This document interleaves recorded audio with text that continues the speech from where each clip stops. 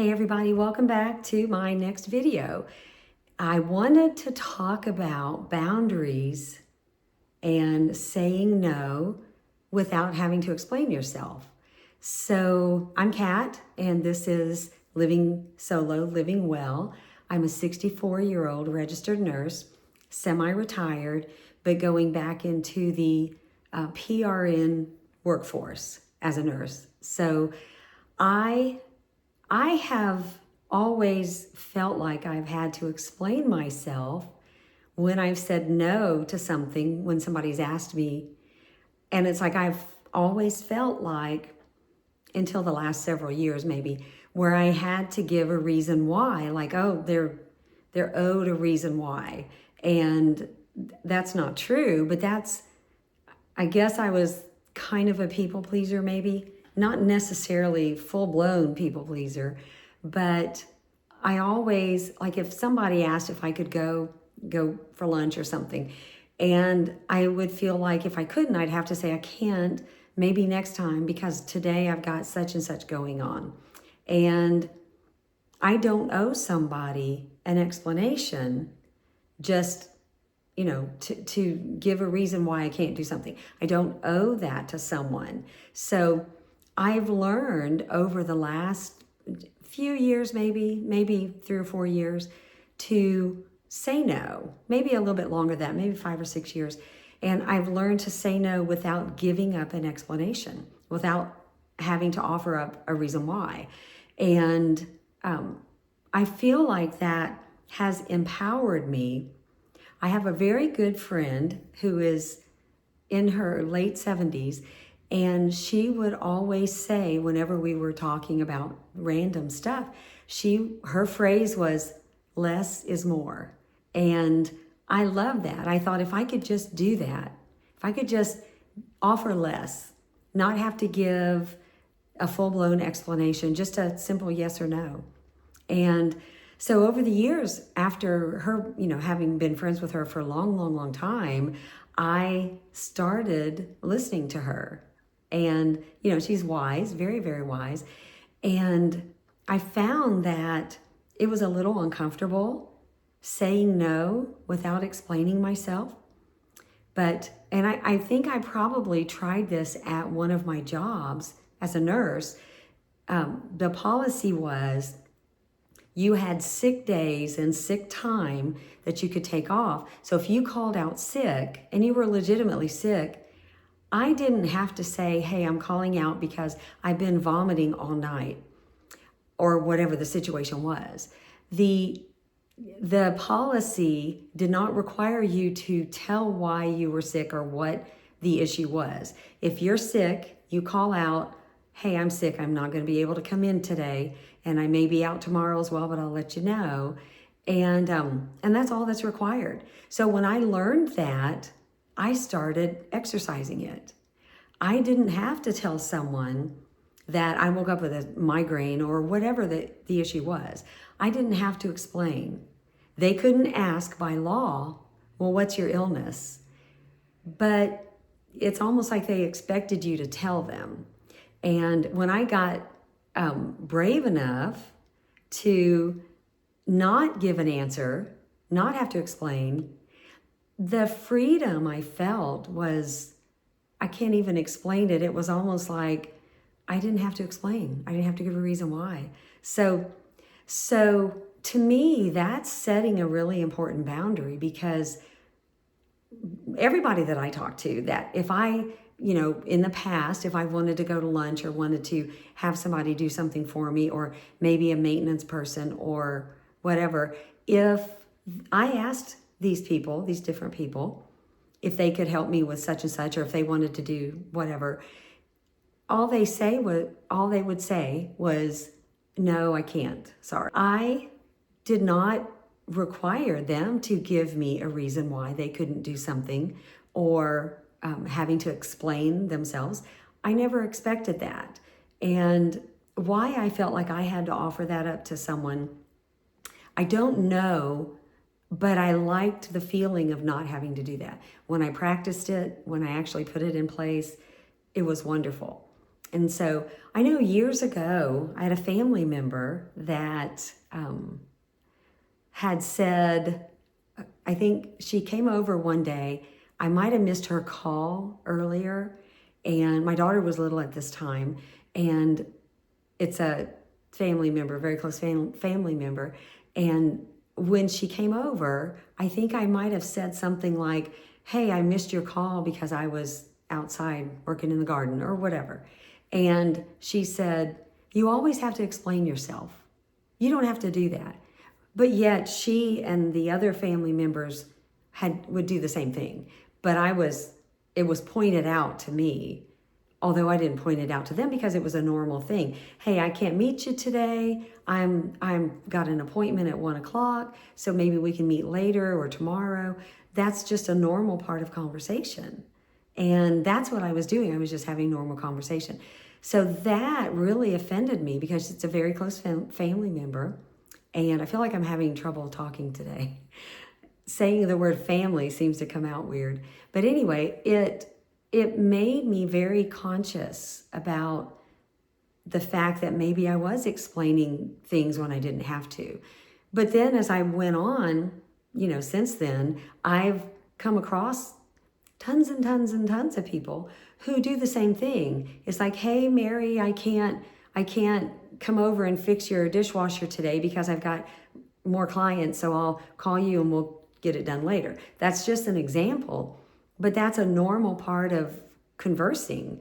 And to me, for this family member to pick that out, nitpicky, it hurt me because she did the same thing. And I just kind of thought, I was kind of offended by it. So, but as time has gone by, and it's kind of different now, it's not like I feel like I have to give every detail about why I can't do something, but I don't feel like I'm obligated to. This, that was a family member, and you're pretty open with your family and friends. You're willing to say, gosh, I would have come over, but the roads were slick with ice and I couldn't get there. Instead of just saying, no, sorry, can't come. If it's a stranger or somebody or an employer, you're not required to give an answer necessarily. And for me to just simply say yes or no or maybe without dragging it out, that was very freeing. And so I have learned to set boundaries. And I was asked something of a potential employer a couple weeks ago at an interview, and I live very close to this facility where I'm going to start working PRN. So I will work days, weekend days more than likely, not every weekend, maybe one day every weekend. It's my choice. And she had made a comment that since I'm an RN, a registered nurse, and if they have any patients that pass away at night, an RN or higher can pronounce. So an LPN cannot. And the director lives an hour or two away, an hour, I think, and made the comment that when she had been called a while back prior to that to pronounce a death, that she didn't get the message until she ended up getting up there a couple hours later, which was a couple hours after the patient passed away. So her pronunciation of the death or pronouncement of the death was 2 hours after the fact. Now, anytime a nurse or someone pronounces, if you have to go to that facility, the time of death is recorded as when you pronounce, even though the family knows they passed away at such and such time approximately. That's not what goes on the death certificate. So they were wanting someone close by, and I live 5 minutes away from this facility. So I'm not a night person. I do not work nights. I won't work nights. I tried working nights, and it was horrible. I couldn't sleep during the day, even with a blacked out room. So I was asked if I would be willing to, if they had a death after hours, since I was so close, never tell people your address or where you live. And so since I was so close, she had asked if I'd be willing to be on call at night in case there was somebody passed away, and I would have to go pronounce the death. And I said, well, is there compensation for being on call for that? No. it just be your regular hourly pay. And I'm not doing it. I'm going to just say no. I said, I have to think about that. I don't want to. I don't do nights. I don't want to be out in the middle of the night. I don't want to be out in the dark going, to cover unless you pay me very, very well. I still don't want to, but there might be some wiggle room if there was compensation that was very, very good. So I am waiting for that to happen once I start and I get in the flow of things, and I'm not going to do it. I'm just going to say, no, I don't want to. No, I can't do it. No, sorry. And, it may not be a problem, but I turn my phone ringer off at night. I've done that for many, many years because many years ago, my mom, who used to be a night owl, she'd sleep during the day, she'd be up at night, and she would end up randomly calling me at 11 or 12 at night, and I'd be in bed. In her mind, she's up, so everybody else is. So I started turning my ringer off so I didn't hear the phone. I still had it on so I could at least see if I had any alerts, if I woke up in the middle of the night and I wanted to check. But I turned my ringer off. And when I worked hospice, as a hospice nurse, we had to have, if we were on call, we had to have our ringer on. You had to answer the phone by the third ring, I believe. And if it didn't, it'd roll over to the next higher up and then go higher. And so they would know that you didn't answer because it rolled over to them. So that was traumatic because you'd be in a sound sleep in the middle of the night and you get a call, and I'd have to put my ringer on the old-fashioned ringtone that the old-fashioned landlines used to have because I had to make sure I heard it. And I would wake up to that ringing, not knowing what was going on. You're just, as the word I used before in a video, discombobulated. It kind of throws you for a loop. You wake up, you don't know what's happening. You don't know, you hear this noise, but you're not processing it. And I hated that. I hated it. I hated waking up in the middle of the night and you can't go back to sleep. You're on the phone. You have to contact this person if you miss the call. You have to call them back. You have to pull the computer up, pull their chart up. And I hated that.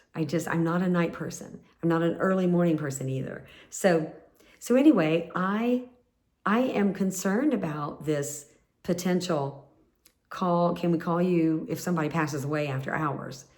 No. So I was talking to a former nurse, a nurse that used to work at this facility. And I was telling her about that. And she said they had her doing that all the time. And they said they would pay her, something like $150 or something just to do that if they called her late at night and she had to come in and pronounce. And she said she didn't get that. She ended up just getting her hourly rate. And, I feel like that's a ripoff because if you say that, yeah, call me, I'll be on call, you need to be offered an on-call rate just to be able to be available, and then a higher pay to be able to go make that visit in the middle of the night. It probably would be you go in, you pronounce, you assess the patient, you pronounce, and then you do a little note on the computer, a charting. And so, 15 minutes maybe. But I don't want to be awakened just because of the convenience factor. I live close by, but they're not going to compensate me for it in a good way. So if they're not going to do that, they're not going to have me available to do that. So this former nurse, the nurse that used to work there, she said, no, they used me all the time and they always said they'd pay this and they did not. So she no longer is there. She took a job elsewhere. But I'm going to exercise my boundaries. I'm going to set my boundaries. My phone ringer will be off at night. And, there's a part of me that almost feels bad about it, but no, I don't. For the most part, I don't. Because if they need an RN to pronounce, they need to hire one to work the night shift that they can have on staff just in case, or pay well for that, because that is something to help them out, and it's needed and it's very important.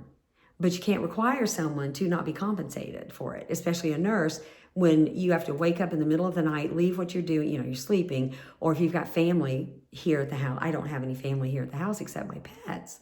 And there went my voice. The hoarseness is still lingering. So I am going to use my no for that. And I encourage you all to use your no for certain things because it gives you a sense of empowerment, you know, especially from an employer when you're required to perform and to be available and to answer your phone and to whatever.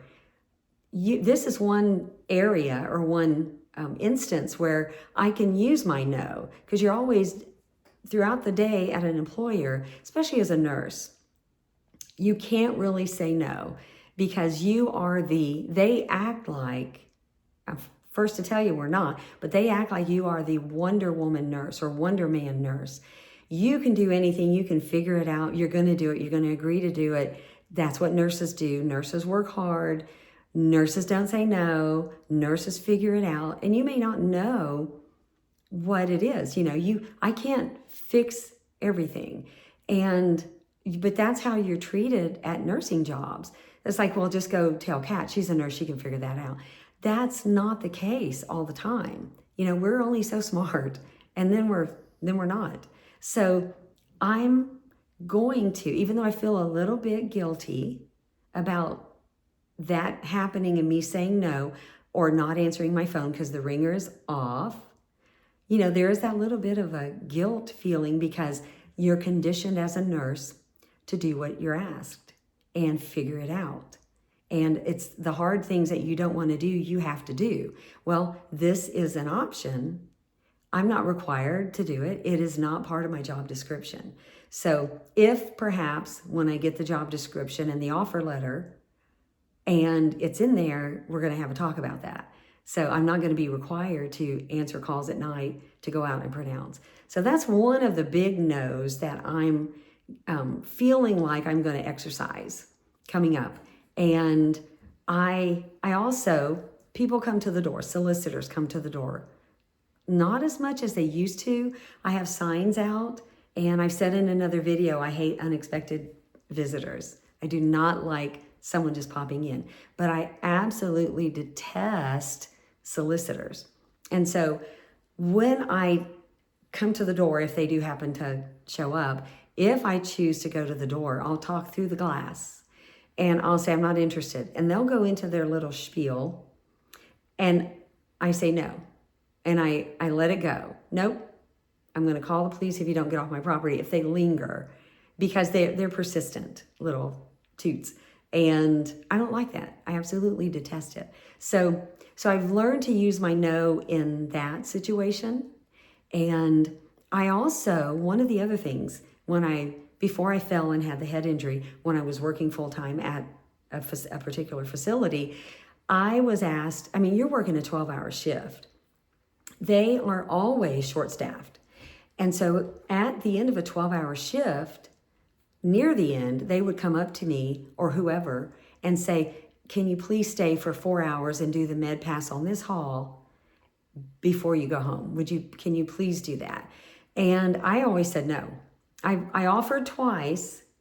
I think twice I did it. And my brain wouldn't work anymore because you have 12 hours of 8,000 miles an hour. And then the end is coming at 6:30 or 7 o'clock. And then you're surprised with, hey, can you stay a little longer? Your body's already shutting down. Your brain, I'm telling you, you're ready. You're on the downhill slide. And that makes you have to muster up something to get through another 3 or 4 hours. It's a very daunting thought. I mean, the money is good, it's decent, but is it worth it? You run the risk of making mistakes and, can't see because your eyes are blurry because you've been staring at a computer all day. It's going to wear you out. So, and the biggest part for me was working on a hall with the med cart down at one end, and it was like an L-shaped hall that I had. So I'd be down at one end, but then down at the other end, all the way back, was the other end of my second hall. And so there's no way you can hear every patient and make sure they don't fall or they're screaming for you. There's no way. But that's what you were always, your ears were always stretched out down the hall because you're listening for every little sound that one of your patients might be hurt or yelling. Maybe they fell or, you never know. And that is stressful because all day long you're on high alert. You're waiting. You're on high alert waiting for something to happen because it does. Patients fall, you have fall reports, things happen, emergencies happen. So you're constantly on high alert for 12 hours. And then to start to let your guard down because you see 7 o'clock coming and you're like, let me just get through report and then I'm going to go home and I'm going to sleep. I'll be off tomorrow. And then they hit you with, can you stay at 3 or 4 more hours? It's difficult. And so I learned to say no, except for those 2 times I accepted. But after that, it was a no from that point on out because it is exhausting. I can't tell you. Every nurse knows this feeling and we hate it. The money's good, but it is something that you hate. So I learned to use my no in that situation and say, I'm sorry, I can't, And there were times that I thought somebody was at my door. There were times that people, like if somebody didn't show up because they're running late for a shift and you had to stay a little bit longer. This happened with an agency. They hired agency nurses that would come in. This is during COVID and after. And they would have agency nurses come in and cover shifts at night or day. And sometimes this one night, the agency nurse did not show up. And I'm waiting to leave and I'm calling the supervisor, so-and-so's not here. And they were like, was there any way you can stay? And I said, I have a prior obligation. I'm sorry. I just gave the no. And my excuse was, I have a prior obligation. I'm so sorry. That works for me because I already have something planned. Now that prior obligation might be that I'm going home and I'm going to rest and eat my supper and relax and feed my pets and do nothing. That is my prior obligation. Or maybe I have someone to go pick up or I have to go get groceries on my way home. Whatever the situation is, it doesn't matter. I have a prior obligation. I'm sorry. No, I'm sorry, I can't. I've used that a few times and I had some nurses mad at me because the supervisor said, well, ask which one of them wants to stay. And that did not go over well with them. I was fine with it because I stood my ground. I'm sorry, I've got a prior obligation. They could have done that, but they chose not to. So that's their fault. That's on them. But using your no and setting your boundaries, most of the things I can relate to nursing, but I've used my boundaries also with my daughter. I help her out occasionally with her business. And there are times that she's had a call out or somebody couldn't show up because they were sick or just didn't show up. She places sitters with dementia patients and their families at their homes. So she would call me and say, so-and-so called out. Is there any way you can go like 5 minutes up the road and do a, 3 to 7 tonight? And I can't, if I'm at home and I'm cooking dinner, I've got a casserole in the oven or something on the stove, I can't. And so most of the time I would just respond back and say, if she texted and I would just say, I'm sorry, I can't. I do give her a reason generally because that's my daughter. That's what you do. But I don't have to. But I have learned that my self-care, my mental health depends on me setting boundaries, setting a limit and saying, I can't do that. I'm sorry. I'm not willing to do that. That's how we grow, but that's also how we take care of ourselves. And my life and the things I do, whether they're important or not, whether they're, getting groceries or cleaning my house, my life is important and my priorities are my priorities. So the one thing I love about getting older is exercising the right to say no without explaining and setting boundaries. I don't want to be one of those old fart people that they're all grumpy and they're like, no, I'm not going to do that. No, I can do what I want to do. I just want to be able to not feel guilty exercising my right to say no and using my words. So I hope that you guys are able to do that. Find your no and use it, because you're just as important as the important stuff they're wanting you to do.